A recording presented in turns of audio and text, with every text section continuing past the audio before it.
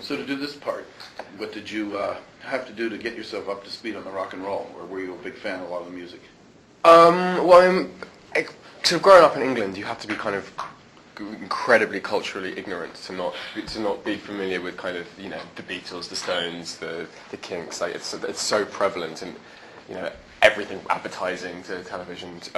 But at the same time, you know, Richard has this extraordinary esoteric knowledge of all music from sort of 1956 to the present day. And so he gave us iPods with everything that he was fascinated and obsessed by. And so at the beginning of the shooting process, and so we were just constantly listening to it. And, you know, as far as kind of preparation for learning about the 60s and preparing for the film, I mean, I don't think there's any better way to know what it was like to be young in the 60s than listening to, you know, its most eloquent youth sing about it. So that was what we did.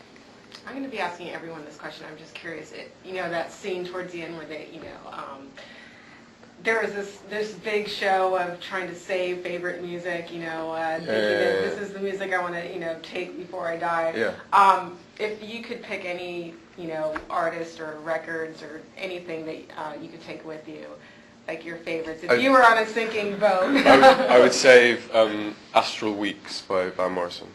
Excellent. How come? It's my favorite album of all time, simply.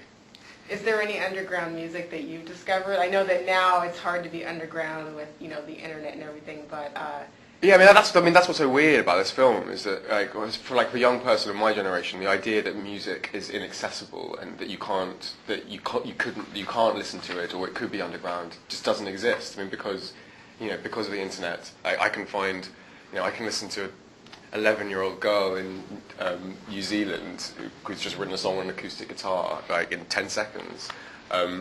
Everything's accessible, but I don't know. So I haven't discovered any other underground music, because there is no underground music.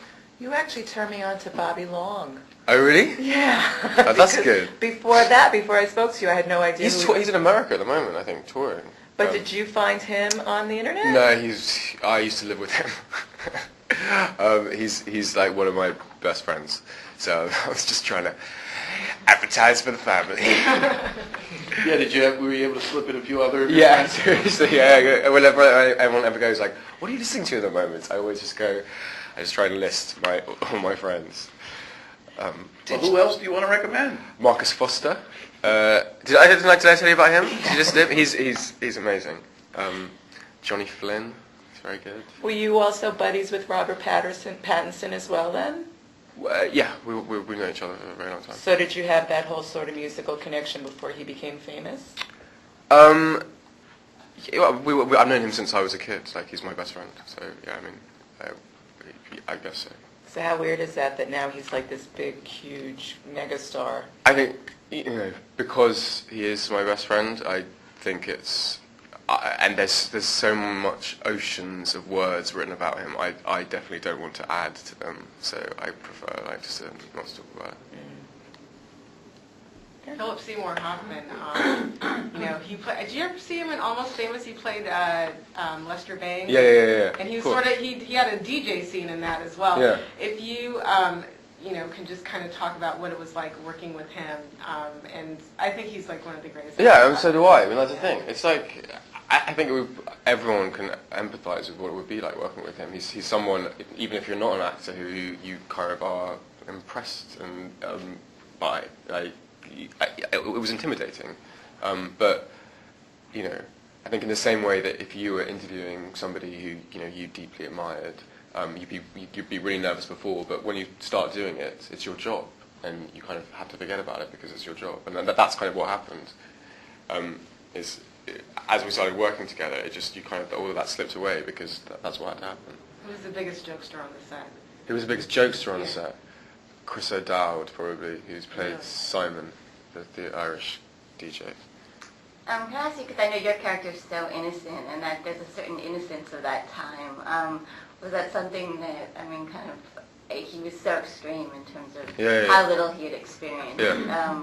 Would you say your life was sort of completely different? Do you think? I think it's so difficult to be innocent, and now I think you can be exposed to so much from such a young age that I wish I was as naive and innocent as he was, but unfortunately I've seen some dark things. With that innocent in mind, what if you had had a chance to be in the 60s or live in the 60s, do you think you would have been as naive as you were, or do you think you would have been one of the DJs? Where would you think you would have been? I definitely wouldn't have been one of the DJs. I couldn't remotely do that. I think I would definitely be closer to the Carl end of the spectrum, and allow the world to discover me. Now, what about the clothes, though? I mean, you must have had fun, getting a chance to play. Although I guess a lot of that stuff is still around. Yeah, that's the thing. Your character wasn't as flamboyant. Yeah, I pretty much wore my own clothes for the film, but it was quite extraordinary to watch some other people wear some of the most terrifying floral shirts I'd ever seen in my life. Could you talk about the collaboration working with Richard Curtis? He seems to sort of like embrace the young talent. So could you talk about the collaboration working with him? I mean, I think this was like a very different experience for me as far as other films I've worked on, specifically because of Richard. In that, I think what his great talent is the way he creates his casting, the way he creates a group, and creates an atmosphere for that group to kind of essentially fall in love with each other and become friends, and then added on to that the way he shoots that, which is. Constantly there were 2 or 3 cameras handheld at all times, and so it was an incredibly liberating environment where if this scene was being shot, there'd be 3 guys with cameras just walking around the room filming whatever they felt was the most interesting thing, which meant that there was a lot of improvisation and a lot of people trying to seduce camera operators into looking at them, which is definitely different to the kind of traditional wide shot, mid shot, close up way of shooting things. Talk about Tom sleeping on the boat. I know that you did that before you actually shot. So what was that? I mean, I think that was just a way to kind of allow everyone to acclimatise to each other. For me, it was a way of stopping seeing all these people as famous actors and seeing them as the kind of broken, fragile human beings that they really are, which is very easy when they're waking up at 6 a.m. having breakfast. So what kind of stuff did you do together? We just rehearsed the film basically, and then ate meals, watched movies at night. I think if you're making a film about 10 people who've lived together for 3 years on a boat, like those 10 people who are playing the characters have to kind of at least have some moments living together on a boat. But not exactly swanky accommodations like you normally get, right? No, it was, it's a boat cabin, but it was pretty comfortable. It was definitely more comfortable than the flat I was living in London at the time, right? So I was happy. Which scene was the most fun and which scene was the most challenging? I think the most fun was kind of the physical stuff, like the underwater sequences, just because in the same way that there's a sort of joyousness to going swimming when you're a kid. It's exactly the same thing. It was great to kind of do things in the enormous James Bond water tank. It was just like a big playground. And challenging, as far as I'm concerned, were the more dramatic scenes with people who I was a little bit nervous of working with. Scenes with Emma Thompson and Philip, just because like anyone, you want to be good. Well, how are you underwater? Were you nervous at all about those scenes? No, not at all. In fact, we shot that stuff at the beginning of the film, which was like a really good way of getting into it, because there's no acting involved. Right? To swim from A to B underwater is the same for any human being. You can't pretend to do it, and so it's easy. As long as you don't drown in the process. Well, exactly. That's why they had lots of sort of SAS-style divers swimming around waiting for us.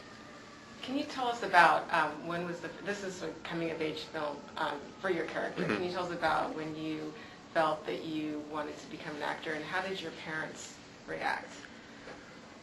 I had quite a strange experience in that I didn't have any ambitions to be an actor, and then when I was quite obsessed with film when I was a kid, and friend of mine's mother